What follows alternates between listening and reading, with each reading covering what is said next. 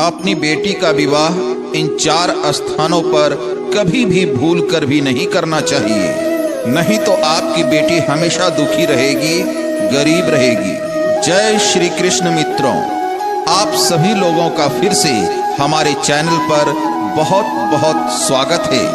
आज फिर से आप सभी लोगों के सामने एक बहुत ही ज्ञानवर्धक और प्रेरणादायक प्रसंग लेकर के हाजिर हुए हैं। आज के इस वीडियो में इस प्रसंग में आप लोगों को पता चलेगा कि कौन से स्थानों में भूल करके भी आपको अपनी बिटिया की शादी नहीं करनी चाहिए। तो चलिए दोस्तों, बिना विलंब किए आज की इस प्यारी और ज्ञान भरी वीडियो को शुरू करते हैं। प्रिय मित्रों, जिनके घरों में बेटियां हैं, जो भी बेटियों के माता पिता हैं, उनसे मेरी यही प्रार्थना है, निवेदन है कि आज के इस वीडियो को सच्चे मन से और पूरे ध्यान से अंतिम तक जरूर से जरूर सुनिएगा। प्राचीन समय की बात है, एक शहर से थोड़ा दूर हटके एक शहर के किनारे एक गांव था और उसी गांव के एक मजदूर पिता सामने वाले शहर में एक सेठ के यहाँ काम करने जाता था और उसके जाने के बाद उसकी बिटिया उनको खाना पहुंचाने के लिए जाती थी। जब वो बेटी स्कूल से पढ़ करके आती, घर में खाना खा लेती, फिर उसकी माँ उससे कहती है कि बेटी जाओ, तुम्हारे पिता काम करके थक गए होंगे, उन्हें भूख लगी होगी, जाओ उन्हें खाना पहुंचा दो। तो माँ की बात को मानते हुए वो बेटी घर से दोपहर का खाना लेकर के अपने पिताजी को, अपने बापूजी को खाना पहुंचाने के लिए, देने के लिए जाया करती थी। इस प्रकार से उस लड़की का पिता, जो कि शहर में सेठ के यहाँ काम करता था, वो सेठ के यहाँ काम करता रहा, सारी दुनिया सूखता रहा और धीरे धीरे उसकी बेटी जवान हो गई, बड़ी हो गई। ऐसा जब भी उस महाराज ने गांव से शहर जाती थी, जी ने कहा पिता को खाना देने के लिए, तो जिस सेठ के यहाँ उसका पिता काम करता था, संसार का नाम क्या भैया, को घूरता था, देखता था। प्रिय मित्रों, संसार में एक दिन ऐसा होता है, उस सेठ को उस मजदूर की जो बिटिया होती है, जो उसका बात करने का तरीका, उसका विचार, उसकी सुंदरता, सब कुछ उसे पसंद आ जाता है। कहने का समुद्र में जो गिलास लेके चला जाए, वो उस सेठ को और समुद्र से ज्यादा पसंद आ जाती है। और वो सेठ गिलास फिर उस लड़की के पिता से उसकी बेटी के बारे में बात करता है। जो कि इतना सेठ कहता है कि तुम्हारी तो बिटिया समुद्र बहुत ही सुंदर है, आप बहुत ही सुशील है, कितने अच्छे इसके विचार हैं, यह अपने माता की, इतना बड़ा समुद्र है, कितनी सेवा करती है, चरित्रवान भी है, पानी ये मैं बहुत दिनों से देख रहा हूँ, क्यों नहीं दे सकता? फिर वो मजदूर कहता है, हाँ सेठ जी, क्यों नहीं दे सकता? आपने बिल्कुल सही फरमाया, हमारी बिटिया लाखों में एक है, मेरी बिटिया बहुत ही सुशील है, बहुत ही सुंदर है, बहुत ही चरित्रवान है, बहुत ही समझदार है, मुझे अपने ऊपर बहुत नाज होता है, कहाँ से देगा, मेरी बिटिया है। ऐसी बेटी को तो संसार में मैं धन्य हो गया हूँ। और यह जिस घर की बहू बनेगी, सुख मांग उस घर में तो खुशहाली आ जाएगी, उस घर में बहुत संसार और समृद्धि होगी, तुम्हारे पूरे परिवार का भी सुख नहीं दिया, रोशन कर देगी। उन्हें भी लगता है मजदूर की यह बात सुन करके सेठ के मन में भी चक्कर लालच उठने लगा।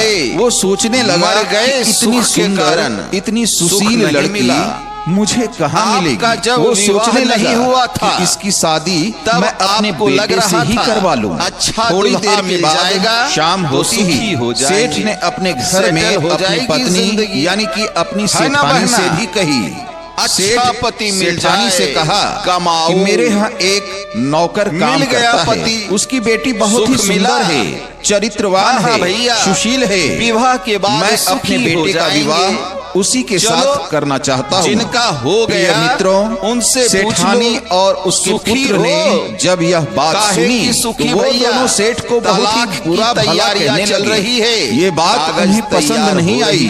बेटा कहता है पिताश्री, आप पर बुढ़ापा हावी होने लगा है, उम्र बढ़ने के साथ साथ लगता है कि आपकी बुद्धि और समझदारी भी ठीक से काम नहीं कर रहा। मिलेगा मुझे लगता है कि आप अच्छे और बुरे का फैसला नहीं कर सकते। नहीं हुआ है रिश्ता कैसे जोड़ना चाहिए, कहाँ जोड़ना चाहिए, आप भैया नजर नहीं आ रहा का सुख। कहाँ वो गरीब नौकर की बेटी गए शादी और कहाँ मैं, आप मेरा विवाह उसके साथ करवाने का सोच रहे हो।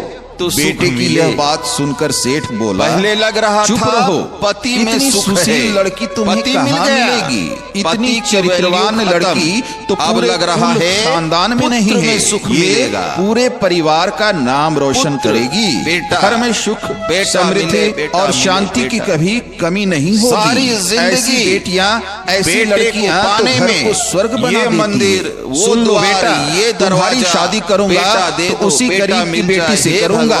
सेठ की यह बातें सुनकर माँ और बेटा दोनों आपस में अब बुदबुदाने लगे, आपस में बात करने लगे और सेठ को भला बुरा कहने लगे। तो भैया लेकिन प्रिय मित्रों, सेठ किसी की नहीं सुनी और दोनों के विवाह के लिए वो एकदम से तैयार हो गए।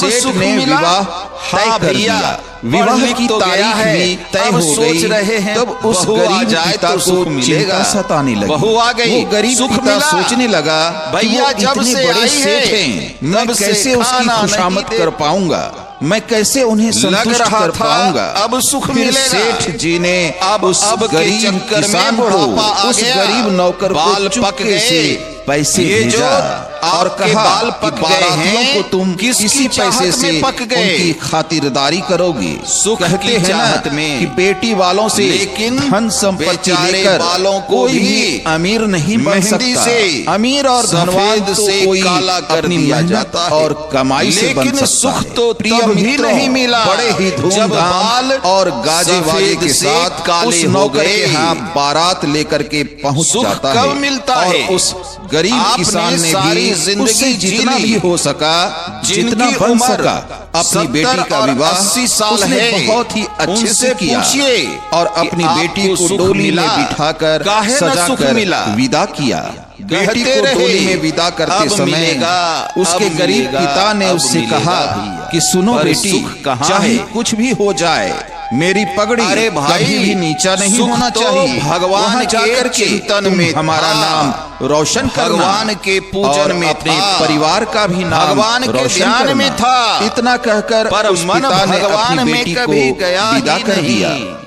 सेठ खुशी खुशी जिंदगी संसार में ही सुख ढूंढता, मगर सास ने अपनी बहू का कोई सत्कार नहीं, संसार में ही स्वागत ढूंढता रहा। यूं ही बहू को अपने घर उतार लिया। बहू घर में रहने लगी, ढूंढता मर गया। लेकिन जो सास समुद्र में गिलास लिए हमेशा भला बुरा करते रहे, ताने मारते रहे, इसलिए नहीं मिला उसके हर काम में गलतियां ही नहीं। उसका जो पति था वो भी उससे संसार में अच्छे तरीके से बात नहीं करता।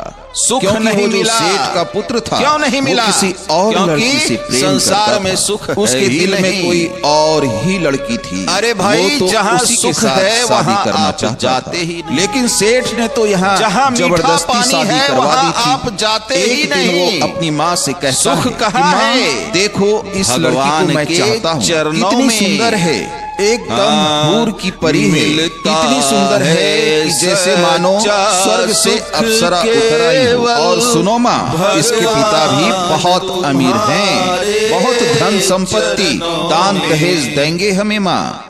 माँ भी राजी हो गई। सबसे बढ़िया सुख कहाँ मिलता है, भगवान पिता के रहते हुए ये नहीं, इसलिए कहा करते हैं तुम्हारी दूसरी शादी भगवान के चरणों को प्यारे दर्शकों में स्थापित क्या है कि एक भगवान के गति रुक जाने के कारण, हार्ट अटैक आने के कारण उस सेठ की यही सबसे बड़ा सुख है। और लेकिन सेठानी और सेठानी के बेटे का रास्ता पति में सुख मिलेगा, साफ हो जाता है, में सुख मिलेगा। एक षड्यंत्र रचा, यहाँ सुख नहीं मिलता कि बापूजी तो अब इस दुनिया से चले गए हैं, अब रही ये मजदूर लड़की, तो आपका बेटा, इसका भी कुछ कितना इंतजाम करना होगा, कितना मिल गया, तुम्हें भी उन्हीं के पास भेजना होगा, ये भी बताइए। उसके बाद सास हो ने गए अपने संतुष्ट, बहू से पेट प्यार भर करना गया हो शुरू कर संसार दिया। के सुखों से, बहुत ही तो हमें अच्छी बताइए अच्छी आप, और मीठी मीठी बातें इच्छाएं कभी अपनी बहू से समाप्त करने नहीं लगी। होती। वही सास जो उसे पहले इच्छाओं का कभी देखना अंत भी नहीं चाहती, नहीं होता। सास के साथ साथ अंत करना उसका पति पड़ता भी है। उससे बहुत ही आप प्रेम अपनी करने लगा, इच्छाओं को भगवान की तरफ घुमा इज्जत दो। भी करने लगा। अभी बेचारी बहू इच्छाएं को जा रही ये थी बात विषयों समझ की में तरफ। नहीं आई। उसे लगने अब लगा भगवान कि हो पाने की सकता है इच्छा हो कि जाए, समय बीतने के तो बाद उन उनको इच्छाओं मेरी का वैल्यू होना जो भी है वो सफल समझ हो आ जाएगा। जाएगा। मेरा काम उन्हें अभी पसंद आ रहा इच्छाएं हैं है, संसार शायद को पाने उनकी की। आंखें खुल गई हो। अब बहू जितनी ये ना इच्छा समझ पाई संसार को पाने कि की उसके है, लिए जाल बुना उतनी जा रहा इच्छा था। भगवान को 10-15 पाने की दिन हो बीत जाए जाते हैं तो कल्याण फिर हो उसकी जाएगा। सास उससे जितनी कहने लगी, इच्छा बेटे को बहू, पाने की है, तुम यह बताओ उतनी इच्छा तुम्हें भगवान खाने को में पाने सबसे की हो ज्यादा जाए क्या पसंद है? तो कल्याण बहू ने हो कहा, जाएगा। माँ जी लेकिन मुझे लोग गाजर का बेटों हलवा के लिए बहुत तो पसंद रोते हैं। सास ने कहा, लेकिन अरे भगवान के ये लिए तो मैं नहीं बहुत रोते। ही अच्छा बनाती हूँ। किसी और स्त्री प्यारे को दर्शकों, बेटा ना मिले आज रोती है, सास ने बहू बेटा के मिल लिए जाए भगवान, मीठा मीठा बेटा, गाजर बेटा, का बेटा हलवा रोती बनाई है। और उस जितना वो गाजर के बेटे हलवे के लिए में रोती उसने है, चुपके से जहर उतना डाल दिया सारी और बहू जिंदगी से में कहने लगी, वो भगवान के बहू, लिए मैंने एक तुम्हारे आंसू लिए भी ना गाजर बहाया। का हलवा बहुत ही प्यार से बनाया इसलिए है, कहा करते तुम ये हैं, जरूर खा लेना। भगवान के लिए अब बेचारी रोया करो। वो भोली भाली संसार सीधी के सादी लिए लड़की रोना ने जरूरी अपनी नहीं सास है। का बनाया हुआ वो प्रेम हलवा से बोलो, बड़े ही चाव से खा राधे, लिया राधे। और जा करके सो गई। दोस्तों, अगर प्यारे आपको मित्रों, ये वीडियो वो बहू, पसंद आए वो गरीब तो की लाइक, बेटी शेयर अगले दिन और सुबह उठी सब्सक्राइब ही नहीं, अवश्य कर उसके दें। बाद वीडियो उसके पिता देखने को के लिए संदेश आप भेजा गया सबों का कि तुम्हारी बेटी ने तहे जहर दिल खा से लिया है, हमें धन्यवाद। फंसाने के लिए इसे आ करके तुम ले जाओ। वो गरीब किसान जानता था, वो गरीब पिता जानता था कि मेरी बिटिया ऐसा काम करने का कभी सोच भी नहीं सकती। सेठ जी जो मेरी बेटी को अपनी बेटी बना करके लेकर गए थे, वो तो अब इस दुनिया में रहे ही नहीं, लेकिन हाँ, सेठानी को और उनके बेटे को मेरी बिटिया पसंद नहीं थी। उन्होंने ही कुछ किया होगा, कोई साजिश, कोई षड्यंत्र जरूर किया होगा। प्रिय मित्रों, फिर वह किसान अपनी बेटी की शिकायत लिखकर, कंप्लेन लिखकर थाने में जाता है। मगर प्रिय मित्रों, आपने सुना है ना कि जिसकी लाठी उसकी भैंस, जिसके पास पैसा होता है, जिसके पास पावर होती है, वे लोग उसी की सुनते हैं। और यहाँ भी वही होता है। थाने वालों ने कह दिया कि तुम्हारी बेटी ने स्वयं जहर खाया है, यहाँ कोई रिपोर्ट नहीं होगी, चलो अब जाओ। यहाँ से रोते रोते बेटी के पिता अपनी बेटी का अंतिम संस्कार कर दिया। प्रिय मित्रों, कुछ दिनों के बाद सेठ के लड़के ने दान दहेज धन संपत्ति सब लेकर फिर से नई शादी कर ली, उसी लड़की से जिसे वो प्यार करता था। प्रिय दर्शकों, कहते हैं ना, इस वीडियो में मैं आपको कुछ ऐसी बातें बताना चाह रहा हूं कि हर माता पिता को यहाँ विशेष ध्यान देना चाहिए कि इन 4 जगहों पर, इन 4 स्थानों पर भूल करके भी अपनी बेटी का विवाह नहीं करना चाहिए। पिता कन्यादान करते समय सबसे पहले ध्यान से सुन लें, समझ लें कि बेटी अगर ससुराल जाए तो वहां उनको उनका मान सम्मान मिले, उससे प्यार करने वाले लोग वहां रहे। अपने दामाद में, बेटी के होने वाले ससुराल में सारे गुण, वो सारे स्वभाव देखें जो आपकी बेटी के लिए जरूरी है। देखें कि वो आपकी बिटिया के लायक है भी या नहीं, वो आपकी बिटिया को चाहता है या नहीं। प्रिय मित्रों, ध्यान से सुने। नंबर 1, बहुत नजदीक, बहुत पास, अपनी बेटी का विवाह बहुत ही नजदीक, बहुत पास में नहीं करना चाहिए। इससे रिश्तों में तुरंत कड़वाहट आ जाती है और एक दूसरे के प्रति सम्मान, परिवारों के बीच का जो सम्मान होता है वो घट जाता है। अनबन बनी रहती है। जो प्रेम होना चाहिए, जो प्यार सम्मान मिलना चाहिए, वो नहीं मिलता। क्योंकि अगर मायके में कुछ अच्छी चीज बनी है, माँ ने फोन कर दिया कि बेटी आज घर में बहुत ही स्वादिष्ट चीज बनी है, तू जल्दी से आ जा, और बेटी तुरंत आ जाती है। और याद रखना प्यारे मित्रों, बार बार मायके जाने से मान सम्मान आदर कम हो जाता है। भाभियां भी कहने लगती है, ये तो सामने ही रहती है, ये तो पास ही रहती है, रोज रोज मुंह उठाकर चली आती है। इससे आपके आत्मसम्मान को, मान मर्यादा को ठेस पहुंचता है। इसलिए बेटी का विवाह पास में, नजदीक में नहीं करनी चाहिए। नंबर 2, बेटी का विवाह ज्यादा दूर भी नहीं करना चाहिए। मतलब अपनी बिटिया की शादी ज्यादा दूर भी नहीं करना चाहिए, क्योंकि कभी कभी ऐसे हालात बन जाते हैं, ऐसी परिस्थितियां आ जाती है जब बेटी को स्वयं ही अकेले ही मायके जाना होता है। अब वो मायके को जा रही है, रास्ते में कोई ऐसी घटना हो जाए, अनहोनी हो जाए, 2 दिन लग रहे हैं मायके जाने में, तब मायके जाने में बहुत तकलीफ होने लगती है, आने जाने में कितनी ज्यादा परेशानी होती है।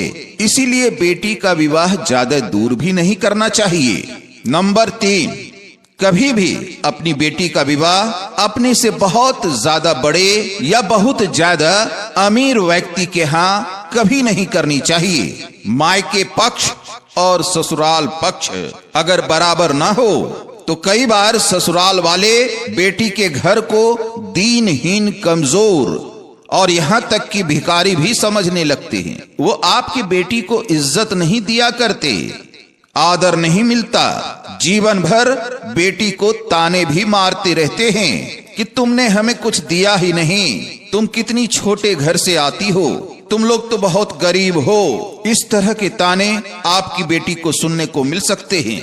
तुम्हारे पिता ने दहेज में हमें क्या दिया, तुम क्या लेकर के आई थी। इस तरह के तानेबाजी बेटियों को सुनने पड़ते हैं। अगर बहुत धनी, बहुत अमीर घर में उसकी शादी करते हैं तो ध्यान रहे, कभी भी अपने से बहुत धनी आदमी के घर, अमीर घर में अपनी बेटी का रिश्ता ना करें।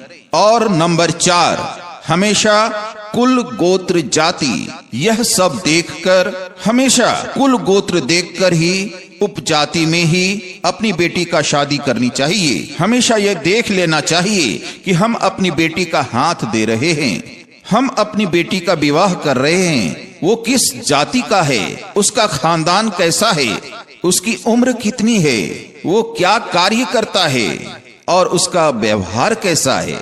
ये सारी चीजें आपको देखनी चाहिए। तो इन्हीं बातों को ध्यान देना है कि इन 4 स्थानों पर आपको अपनी बेटी का विवाह नहीं करनी चाहिए, भूल कर भी नहीं करना है। दोस्तों, जाते जाते इस वीडियो पर अपनी तरफ से छोटा सा लाइक दे करके जाइएगा। और दोस्तों, कमेंट में जो भी बात आपके दिमाग में है, आप जो भी कहना चाहते हैं, अपना फीडबैक जरूर दीजिएगा। स्वस्थ रहें, सुरक्षित रहें।